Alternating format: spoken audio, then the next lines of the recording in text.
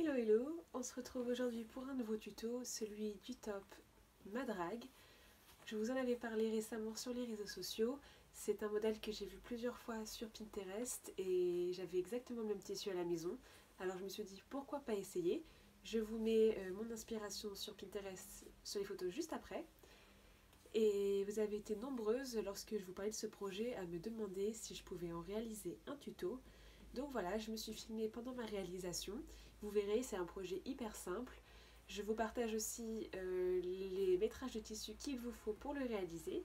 Et puis je vous laisse être guidée par le pas à pas de la vidéo juste après. Donc voilà, j'espère que ce tuto vous plaira et puis à très vite.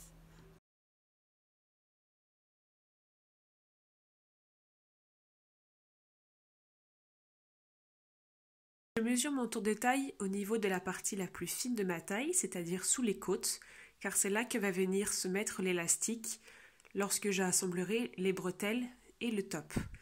Pour moi, c'est 67 cm. Je vais mesurer sur ma bande de tissu sélectionnée pour le bas du top, 1,5 fois mon tour de taille. Donc 60 cm divisé par 2, c'est 33,5.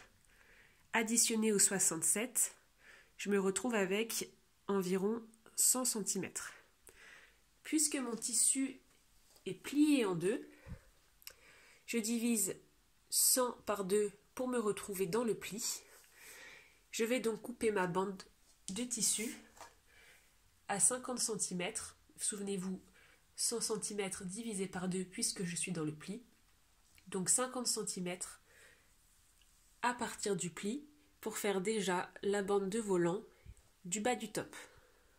Ensuite, pour mesurer la longueur du t-shirt, je pars de la taille, de là où j'ai mesuré mon tour de taille, et je décide de la longueur que je préfère. Pour moi, je vais prendre 25 cm car je vais prendre en compte les ourlets et aussi le centimètre de volant qu'il y aura au-dessus de l'élastique. Je vais donc partir et couper juste à 25 cm.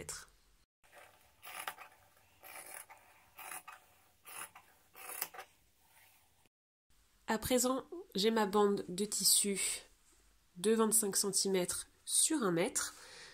Je vais venir coudre endroit contre endroit pour joindre la bande et ainsi avoir un tube et réaliser les ourlets en haut et en bas afin de venir fixer l'élastique sans me concentrer sur les ourlets avant.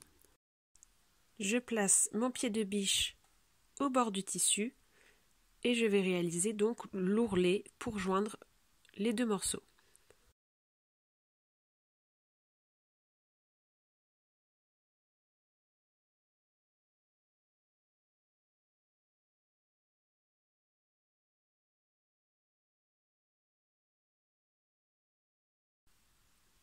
Une fois les deux parties assemblées, je vais réaliser un ourlet rouloté en haut et en bas de ma bande de tissu.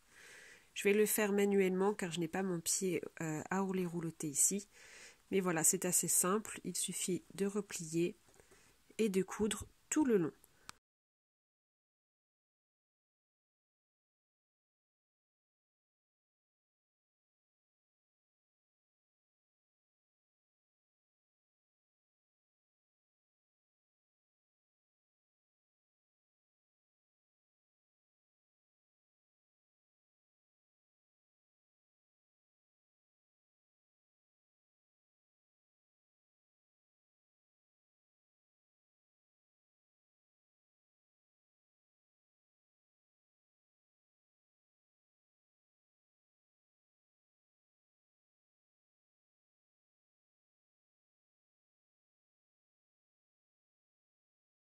Voilà donc le résultat de la bande de volant une fois assemblée avec les ourlets roulotés. Nous allons pouvoir passer maintenant à la couture des bretelles. Me voilà donc avec mes deux bandes de tissu.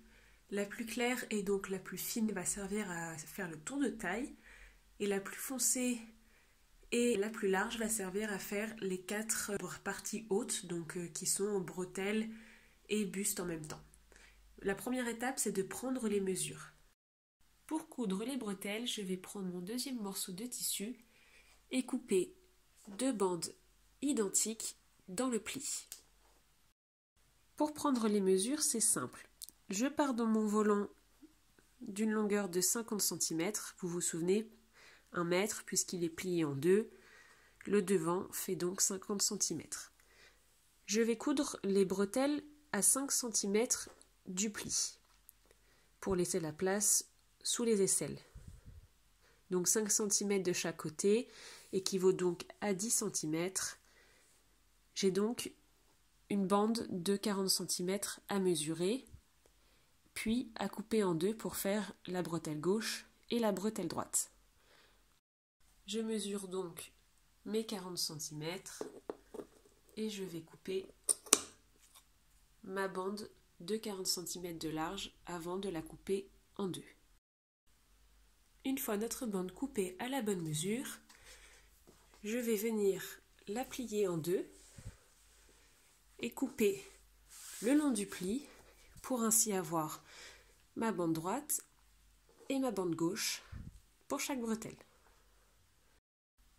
J'ai à présent ma bretelle gauche et ma bretelle droite dans le pli qui mesurent toutes deux 20 cm plus les marges de couture. Concernant la hauteur, vous prenez votre mesure épaule-taille jusque là où vous voulez poser le volant. Pour ma part, ce sera 35 cm et je mesure 35 cm à partir du pli. Comme ça, j'aurai la longueur devant et la longueur dos. Je superpose mes deux bandes. Je prends ma marque à 35 cm et je vais couper mes deux bandes droite et gauche le long de la rayure pour venir les assembler ensuite sur mon volant.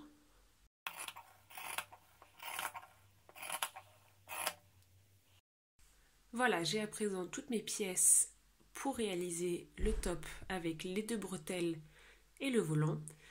Je vais aller coudre un ourlet rouleté de chaque côté de chaque bretelle ainsi que dans le bas avant de venir l'assembler sur le volant.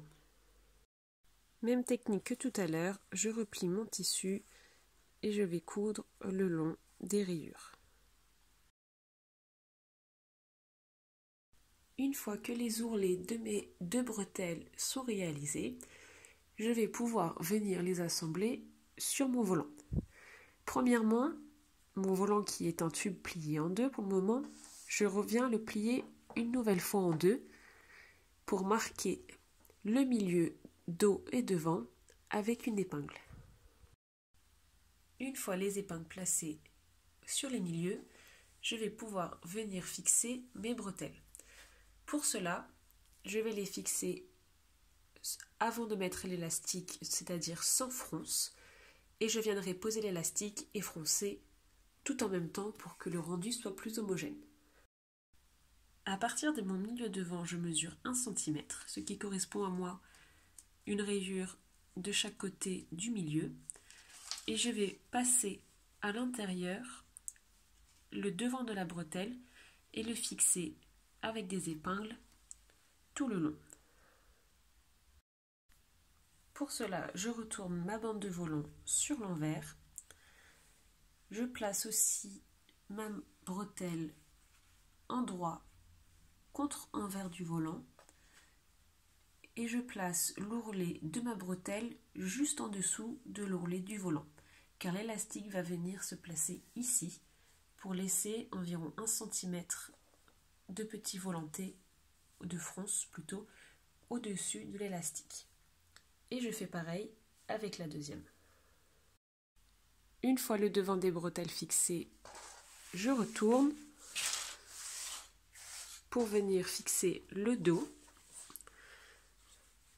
Je vais par contre cette fois-ci écarter un petit peu plus les bretelles pour faire un dos un peu plus ouvert. Je vais prendre ainsi environ 8 cm, vous pouvez ajouter 10 si vous préférez, entre chaque bretelle. Et pareil, je viens fixer les bretelles avec l'ourlet juste en dessous de l'ourlet du volant. Voilà les bretelles à présent fixées sur le dos et le devant du volant. On va venir les coudre en même temps que l'élastique pour que le tout fronce homogènement. Pour cela, vous allez prendre la mesure de votre tour de taille avec un élastique sans trop tirer et nous allons le coudre en le tendant, placé juste en dessous de notre ourlet. Voilà mon élastique qui fait la taille de mon tour de taille. Comme vous pouvez le voir, il est presque que la même longueur que la moitié du volant. C'est pour cela que lorsque l'on va coudre en tendant l'élastique, une fois détendu, il froncera le tour du volant avec les bretelles comprises. Je vais partir de mon ourlet ici, épingler juste en dessous de l'ourlet et coudre tout autour en tendant pour qu'il arrive de l'autre côté. Mon élastique est en place sur mon ourlet. Je le place bien en dessous de l'ourlet du volant. Je choisis un point zigzag pour bien marquer la fronce. Et il est prêt à être cousu en prenant en même temps la bretelle. Il vous suffit de tendre en actionnant la machine.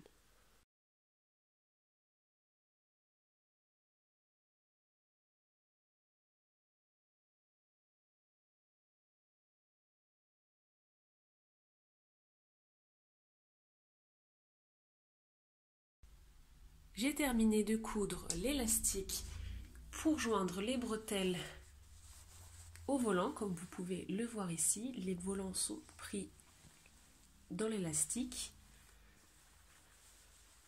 et il y a un petit rebord de 20 cm au-dessus de l'élastique pour faire un petit bord de fronce.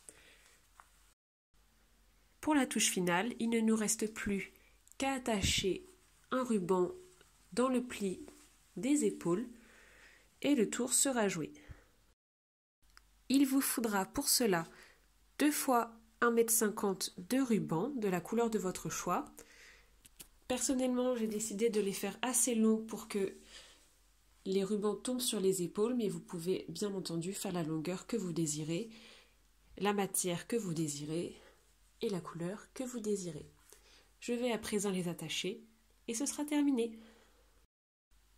Passez simplement le ruban dans le pli et nouez en serrant bien fort pour joindre et faire des fronces sur l'épaule. Et voilà, normalement vous avez réalisé votre petit haut. Si vous voulez plus de fronces, n'hésitez pas, au lieu de prendre seulement 1,5 fois votre tour de taille, prenez-le 2 fois, vous aurez ainsi plus de tissu à froncer. Si vous réalisez ce tuto, n'hésitez pas à le poster sur les réseaux en me taguant, ça me ferait super plaisir de voir vos réalisations avec mon tuto. Et puis si vous l'avez aimé, n'hésitez pas à liker ou à commenter pour que je puisse avoir vos retours. Voilà, retrouvez en description les liens vers mes réseaux sociaux et le blog, et puis j'espère qu'on se retrouvera là-bas. À très vite pour un nouveau tuto.